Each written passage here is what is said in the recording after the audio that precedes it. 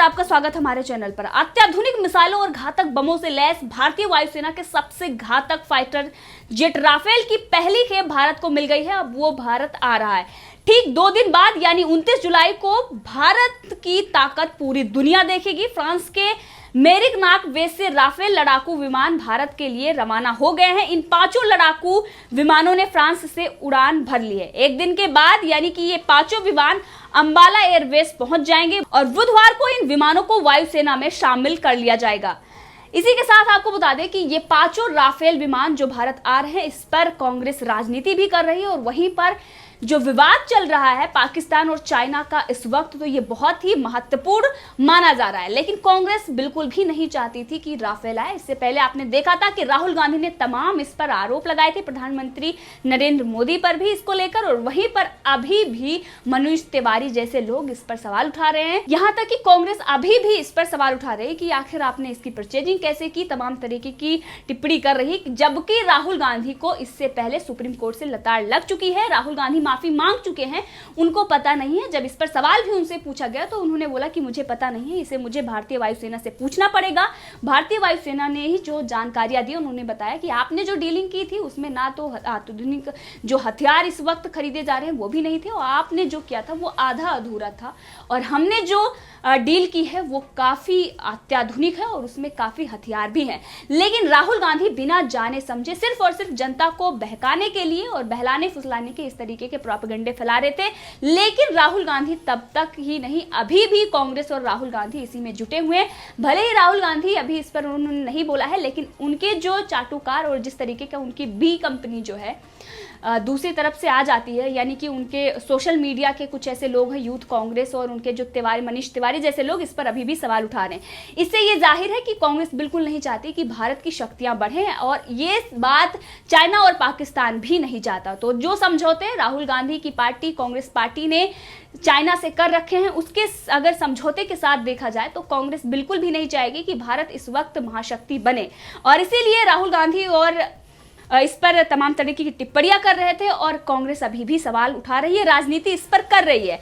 लेकिन इसी बीच ये काफी अहम माना जा रहा है कि राफेल, जिस पर पूरी दुनिया की नजर है और भारत की शक्ति देखने के लिए पूरी दुनिया तैयार है, वहीं पर चाइना और पाकिस्तान के लिए भी ये बहुत बड़ा झटका है। और ये 5 विमान जो अंबाला पहुंच रहे हैं, इससे पहले वो यूएई में आबू धाबी के करीब अल दाफरा फ्रेंच एयरबेस पर भी हॉल्ट करेंगे, यानी वहां रुकेंगे। उसके बाद वो फिर भारत के लिए रवाना होंगे।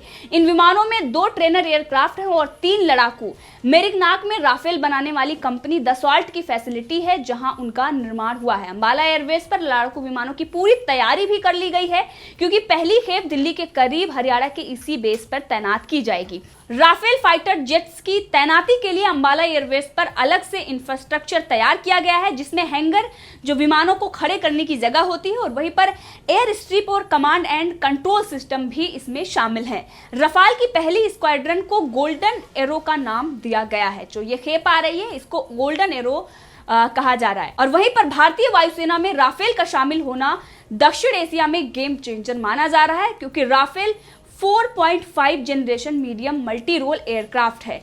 मल्टी रोल होने के कारण 2 इंजन वाला Rafale fighter jet air supremacy यानी हवा में अपनी बादशाहत कायम करने के साथ साथ डीप दुश्मन की सीमा में घुसकर हमला करने में सक्षम है। राफेल लड़ाकू विमानों को पूर्वी लद्दाख सेक्टर में तैनात किया जाएगा। इससे पहले भी हमने आपको बताया था कि जो विवाद चाइना से चल रहा है, इसी को देखते हुए पूर्वी लद्दाख में इसे तैनात किया जाएगा। इससे पहले भी वहां पर MiG-29 और सुखोई जैसे विमान तैनात है, लेकिन अब राफेल वहां पर तैनात होता है। इससे भारत की शक्ति और भी मजबूत होने जा रही है। भारतीय वायुसेना चीन के साथ विवाद के मद्देनजर वास्तविक नियंत्रण रेखा पर अपनी अभियानगत क्षमताओं को मजबूत करने के लिए राफेल और तमाम जो विमान वहां पर तैनात किए जा रहे हैं, इसीलिए किए जा रहे हैं क्योंकि चाइना जिस तरीके से वो एक तरफ आधिकारिक तौर पर बातचीत करने की बात करता है, लेकिन दूसरी तरफ वो उसने अपनी सेना की संख्या भी बढ़ा दी है, तैनाती लगातार वो कर रहा है। पीछे से वार करने की जो उसकी नीयत है, विस्तारवादी नीति है जो उसके, उसको मद्देनजर रखते हुए भारत बिल्कुल भी अब चाइना के झांसे में आने वाला नहीं है और इसीलिए लगातार भारत अपनी शक्ति बढ़ा रहा है। राफेल विमानों के आने के बाद भारतीय वायुसेना की लड़ाकू क्षमताओं में और भी वृद्धि हो गई है। भारत ने लगभग 58,000 करोड़ रुपए में 36 राफेल लड़ाकू विमान खरीदने के लिए सितंबर 2016 में फ्रांस के लिए एक अंतर सहकारी समझौते किए थे। इन 36 राफेल विमानों में से 30 लड़ाकू विमान और 6 प्रशिक्षण देने वाले विमान होंगे। अंबाला एयरफोर्स स्टेशन पर पहले ही जगुआर MiG-21 तैनात हैं।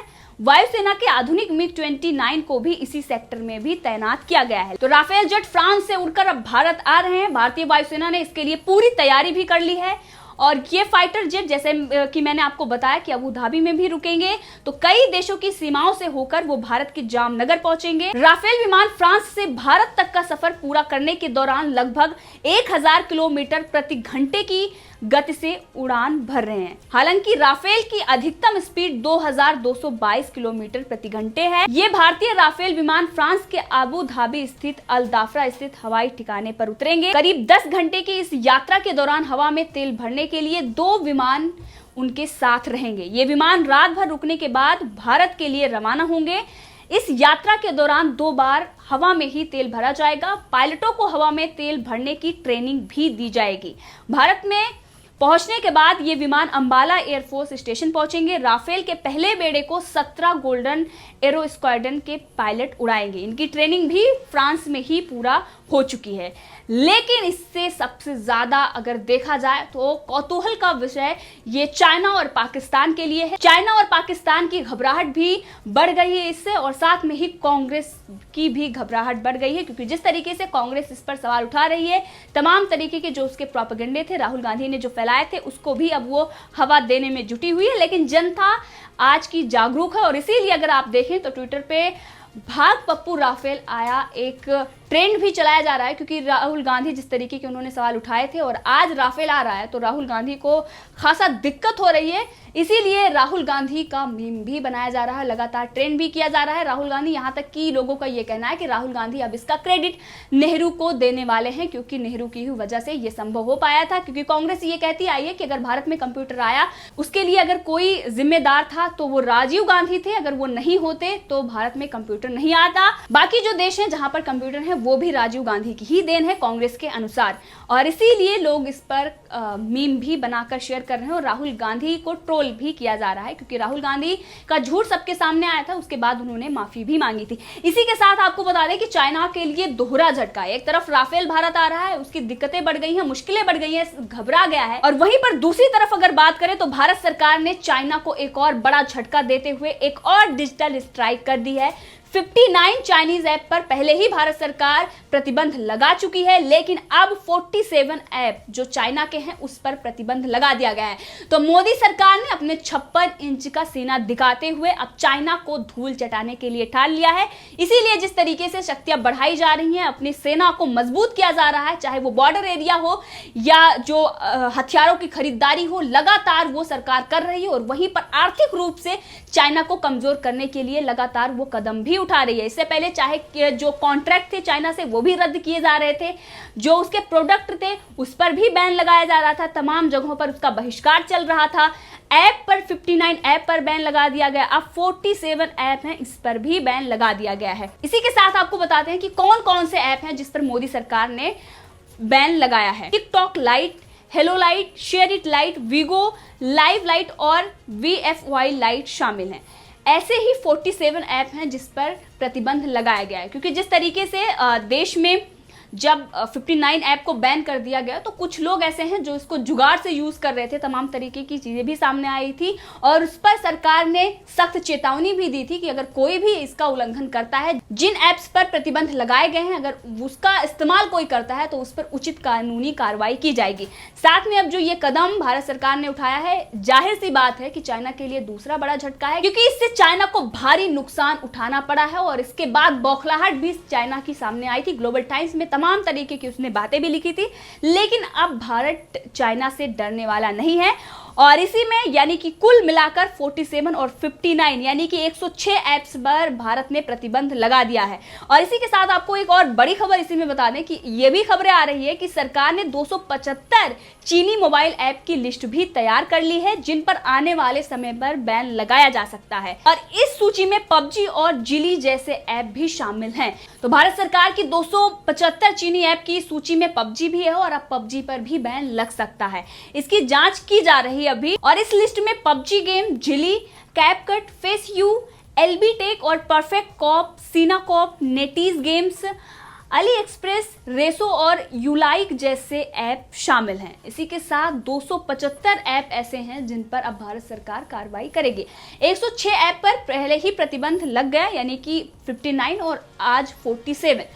अब और भी ऐप हैं जिस पर भारत सरकार अभी जांच कर रही है और उसके बाद उस पर प्रतिबंध लग सकता है। यानी कि जिस तरीके से चाइना का बहिष्कार पूरे देश में जोरों शोरों से चल रहा है और इसके बाद मोदी सरकार भी आर्थिक तौर पर चाइना को पटकनी देने के लिए पूरी तरह तैयार है। तो एक तरफ राफेल भारत आ रहा है, दूसरी तरफ चाइना पाकिस्तान की मुश्किलों के साथ कांग्रेस की भी मुश्किलें बढ़ गई है, किस तरीके से वो इस पर राजनीति कर रही है। और वहीं पर ऐप बैन से चाइना फिर से बौखला गया है। इस मुद्दे पर आप भी अपनी राय रख सकते हैं, कमेंट करके जरूर बताएं। अगर आपने अभी तक चैनल को सब्सक्राइब नहीं किया है तो कर ले ताकि हर अपडेट आप तक पहुंचती रहे।